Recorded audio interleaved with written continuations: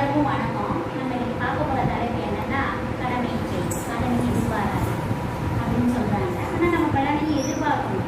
கடமை அப்படின்றது என்னன்னா கண் போன்றது. நம்ம அறிஞர் அண்ணா அவர்கள் கூறும்பொழுது கூட கடமை, கண்ணியம், கட்டுப்பாடு என்றெல்லாம் பிரிக்கும் பொழுது முதலிடத்தில் தான் கடமையை வைத்திருக்கிறார். அங்கே நீங்கள் புரிந்து கொள்ள வேண்டும், கடமை தவறக்கூடாது. கடமை தவறே, கடமை கண் போன்றது. பார்க்கும்போது அவனுக்கு கடமையின் பலன்கள் அதிகம்.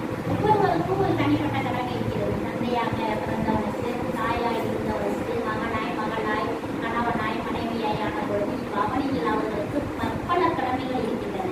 ஒவ்வொருவரும் தன் கடமைகளை சிறப்பாக, சலிப்பின்றி, மகிழ்ச்சியுடன் தன்னுடைய பொறுப்புணர்வுகளை உணர்ந்து அதனை செய்ய வேண்டும். அப்பொழுதுதான் அந்த கடமை முழுமையடையும். கடமை தவறையில், கடமை கண் போன்றது, காலம் பொன் போன்றதெல்லாம் நம்முடைய பழமொழியாக இருந்தாலும் கூட நம்மளுடைய பணியை செப்பனை சேர்க்க வேண்டும். எப்பொழுது ஒரு அரசியல்வாதி தன்னுடைய கடமையை தவறிவிடுகிறானோ அப்பொழுது அவன் அடுத்த தேர்தலில் அவன் தோல்வி அடைவான். ஆம், இப்படித்தான் ஒரு கடமையை தவறிய கணவனை எந்த ஒரு மனைவியும் காதலிக்க மாட்டார்.